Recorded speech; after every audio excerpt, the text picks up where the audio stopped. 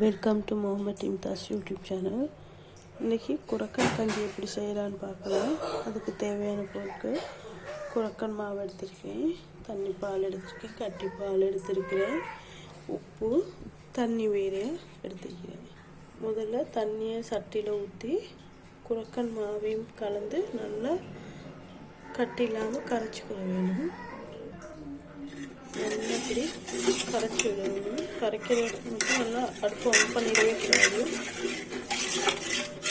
நல்லா இப்படி சுற்றி சுற்றி நல்லா கரைச்சி விட்டுக்கணும். கரைச்சி விட்டுட்டு தண்ணி மேலே எழுதிக்கணும். அதோட சேர்த்து தேவையான உப்பையும் ஊற்றிக்கலாம். உப்பை ஊற்றின பிறகு தான் ஸ்டவ் ஆன் பண்ணணும். உச்ச நேரத்துலேருந்து விடாமல் கிண்டி கொண்டே இருக்க வேணும். இது ரொம்ப ஹெல்த்தியான கஞ்சி. மலச்சிக்கல் இருக்கிறவங்களுக்கும் ரொம்ப நல்லா. சின்ன குழந்தைகளுக்கு குடிக்கலாம், பெரியவங்க யாருக்குமே குடிக்கலாம்.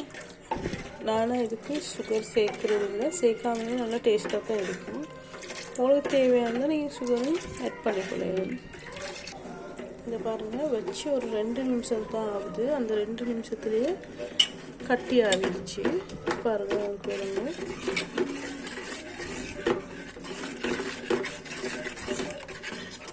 இந்த ஸ்டேஜில் நான் தண்ணி பாலை ஆட் பண்ணிக்கிறேன். தண்ணி பாலை ஆட் பண்ணி நல்லா கிண்டணும். இப்போ கட்டி பாலை ஆட் பண்ணேன்.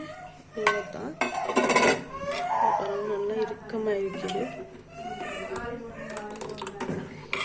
சூப்பரான டேஸ்டான பிரேக்ஃபாஸ்ட்.